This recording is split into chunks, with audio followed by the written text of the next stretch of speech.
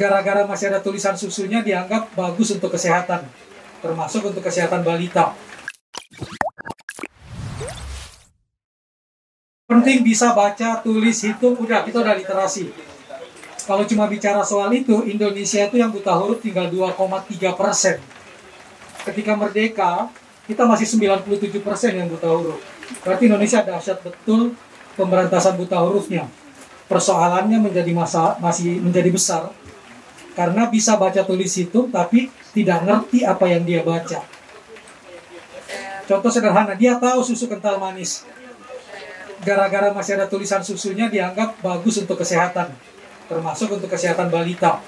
Saya bisa paham, karena kita dari 100 tahun yang lalu, bahkan hampir 200 tahun yang lalu, 1873, itu importir susu sudah mengirim 300 kaleng susu ke Indonesia, dan selalu promosinya ini untuk meningkatkan gizi siapapun. Puluhan tahun, kaleng-kaleng susu kental manis gambarnya anak kecil. Jadi seolah-olah cocok untuk anak kecil. Sehingga diberilah kepada anak kecil. Tidak lagi baca tulisan yang dalam kotak tentang kandungan gizinya. Ya dok ya.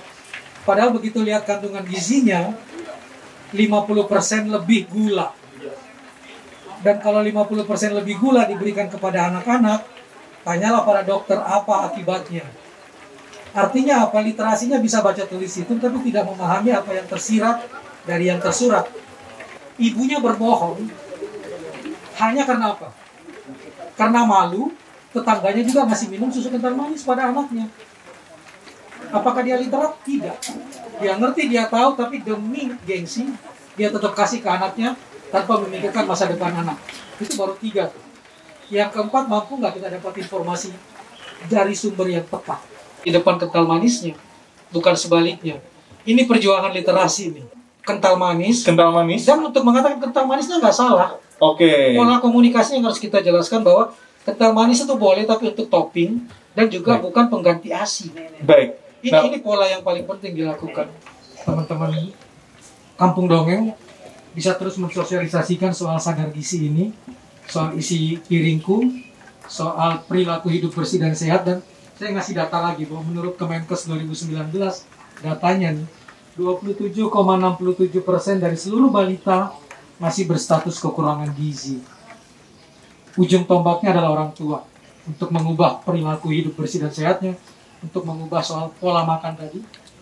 Dan tolong diingat, mungkin berkaitan dengan pertanyaan teman soal kelebihan berat badan, Indonesia punya 3 masalah memang dalam soal ini: stunting, wasting, dan overweight. Obesitas. Tadi yang kelebihan itu 3 masalah. Mari melawan itu semua dengan makin meningkatkan kecerdasan literasi. Mudah-mudahan Rumah Dongeng bisa menjadi salah satu Kampung Dongeng dan pengelola TBM, Taman Bacaan Masyarakat, menjadi salah satu ujung tombak komunikasi tentang sadar gizi. Kira-kira itu, terima kasih.